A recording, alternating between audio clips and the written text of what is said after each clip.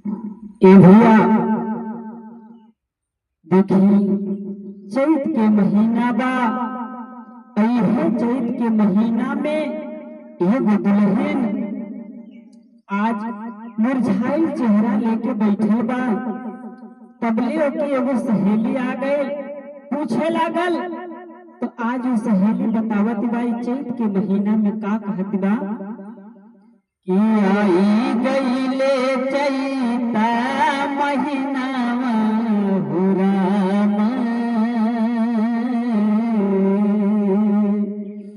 आई गईले चैता महीना हो राम, पिया नाही अइले।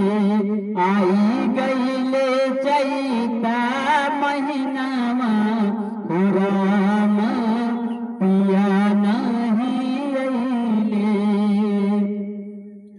किया मावा की डलिया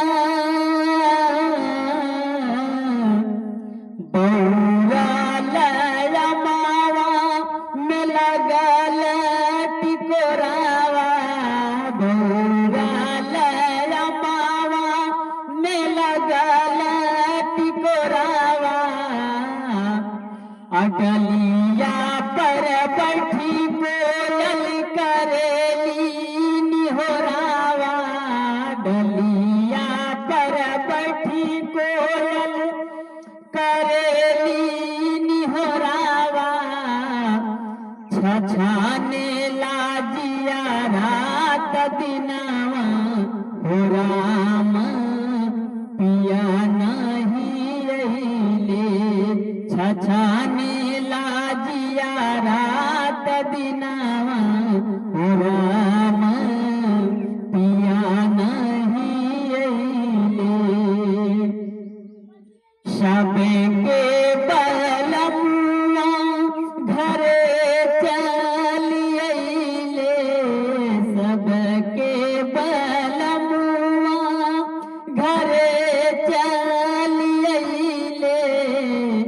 हमरो पिया काहे सुधी भुलैले, हमरो बलम काहे सुधी भुलैले।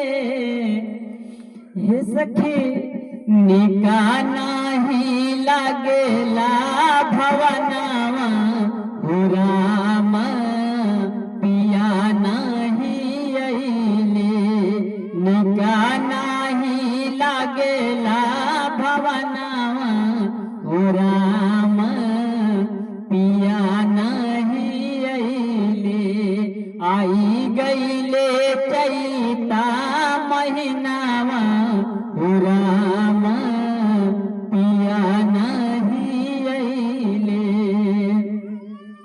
संजय सजनवा से बोले सजनिया, संजय सजनवा से बोले सजनिया।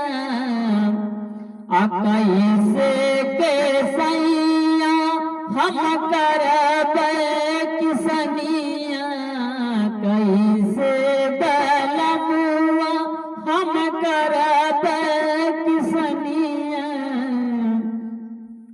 और सुना सुना लागे खरिहनावा हो राम, पिया नाही अइले। सुना सुना लागे खरिहनावा हो राम, पिया नाही अइले।